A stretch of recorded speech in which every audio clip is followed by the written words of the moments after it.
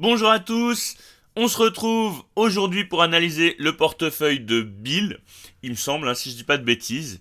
Donc Bill qui a 9 positions, donc moins de 10, donc c'est un portefeuille qui est assez concentré, avec 3 grosses positions aux alentours des 5, enfin au-dessus des 5 000 euros, et des plus petites positions, notamment avec Danone, une toute petite position, Stellantis aussi. On va regarder ça.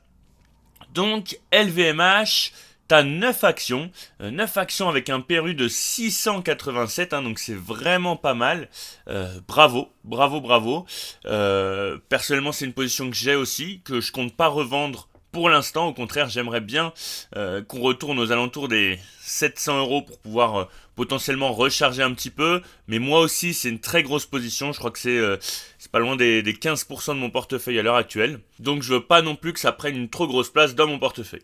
Ensuite, tu as du Pernod Ricard. Tu as 35 actions Pernod Ricard avec un PRU aux alentours des 162.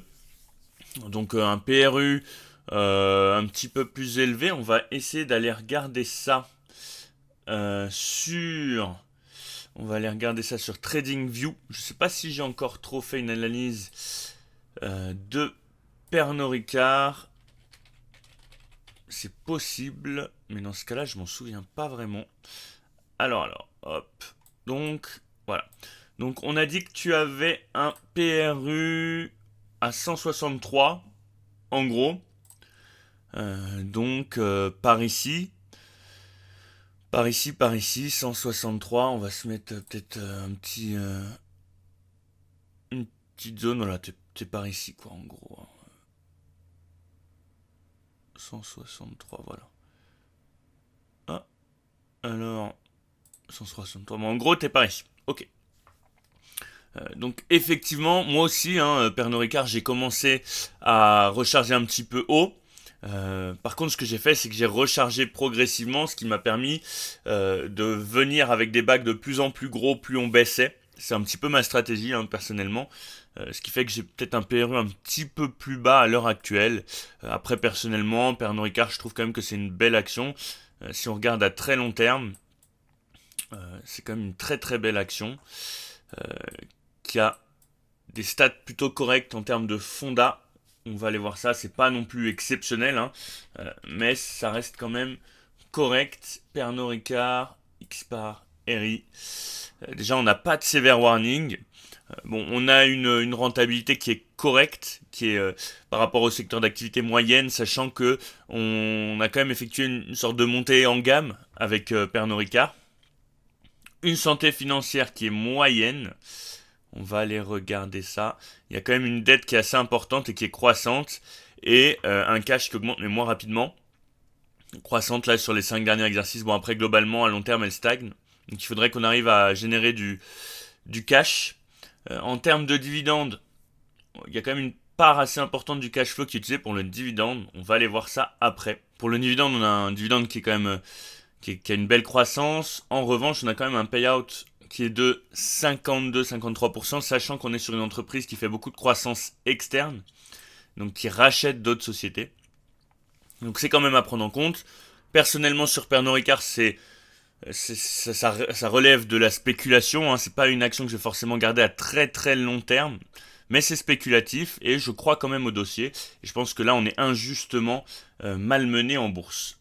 Ensuite, je vous ai pas montré les perspectives quand même de croissance pour l'entreprise, avec une anticipation du BPA qui est en dessous de 10%, qui est à 7%. Voilà. Mais ça, je considère personnellement que c'est quand même pricé par le marché. Donc, c'est pas une inquiétude pour moi. Ensuite, tu as aussi de l'ETF, donc S&P 500. Personnellement, j'ai aussi une conviction à ce sujet. Donc, pas de souci pour moi, c'est une belle position. Est-ce que tu pourras nous dire peut-être si tu es en DCA sur le BNP S&P 500 ou pas? Quelle est ta stratégie?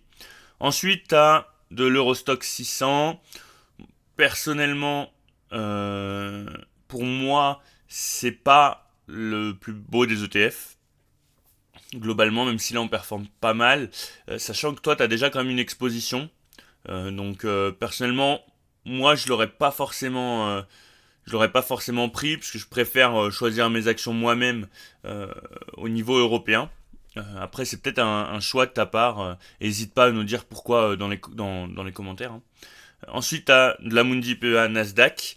Donc, Nasdaq, on reste sur des États-Unis, mais peut-être un petit peu plus concentré tech, hein, notamment, mais pas que.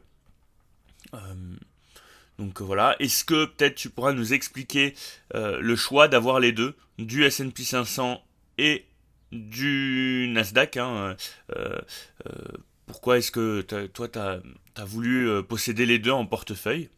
Ensuite, tu as de l'emerging market, si je dis pas de bêtises, du PEA emerging market, ok. Donc, tu essayes quand même de diversifier en termes de géographie aussi, ce qui est assez intéressant. Je pense aussi que tu as spéculé sur Rémi Cointreau, avec un point d'entrée à 96,57. On va aller regarder ça pour Rémi Cointreau. Rémi Cointreau, Rémi Cointreau, Rémi Cointreau. Elle est là. Alors, sur Rémi Cointreau, on avait dit que tu avais, toi, une zone à 96. Donc voilà, hein, juste ici. Je sais pas combien pour l'instant en termes de MV. Bon, ça peut-être un petit peu. On doit être à peu près à ça. Là, on a dû remonter sur Remo Cointreau. Je sais qu'on a baissé. Donc voilà, une petite moins-value de 1%.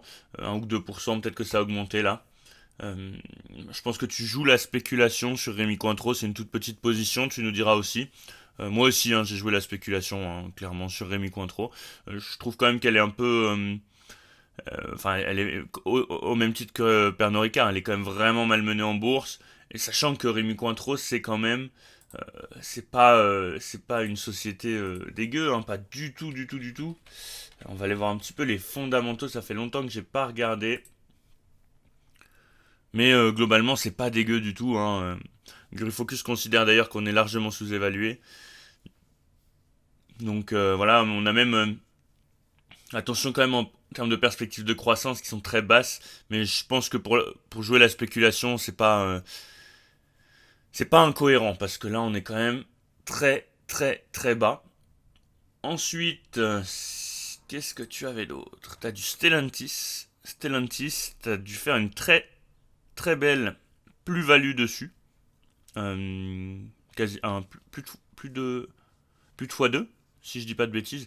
Ah oui, non, le 1% là pour Rémi Cointreau, en fait, ça doit être en journalier. Donc, je sais pas exactement en termes de pourcentage combien t'as perdu, mais bon, voilà. C'est pas non plus énorme.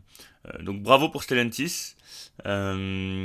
Si toi aussi t'arrives là toujours à nous expliquer pourquoi est-ce que t'as joué la spéculation aussi sur Stellantis, est-ce que tu comptes revendre, est-ce que tu comptes garder, sachant qu'on a quand même bien remonté. Et si on regarde un petit peu Stellantis, c'est avec un A, si je dis pas de bêtises. Ouais. Euh, c'est pas trop mal, hein. Stellantis, bon, on a quand même bien monté, on considère là qu'on est quand même assez surévalué. Mais c'est pas dégueu Stellantis, hein. On a une rentabilité qui est même plutôt bonne, globalement. Et sur les 10 dernières années, on a 10 années de profitabilité. Globalement, on a une santé financière qui est correcte. Bah oui, on a plus de cash que de dette, donc ça c'est assez cool. Une bonne augmentation du revenu sur les derniers exercices. C'est pas si dégueu que ça, hein, c'est pas dégueu pour Stellantis. Attention quand même aux anticipations, notamment en termes de croissance du bénéfice par action, c'est pas terrible du tout. Aussi en termes de revenus. Donc à toi de nous dire, est-ce que tu penses vendre? Oui, non, pourquoi? N'hésite pas à nous donner ton avis, hein, parce que ça reste ton portefeuille. Et ensuite, on a du Danone. Danone, t'es en plus-value dessus, c'est une action de fonds de portefeuille, pas de souci. Bon, moi j'ai vendu parce que j'avais une belle plus-value et parce que ça correspondait moins à mes critères d'investissement maintenant, mais c'est pas incohérent. Donc voilà, n'hésitez pas les gars à donner votre avis aussi sur le portefeuille. Mais bravo à toi en tout cas, t'as des trois grosses positions, trois belles grosses positions. Euh, Attention quand même à Pernod Ricard à ce qu'on casse pas la résistance haussière là en bleu.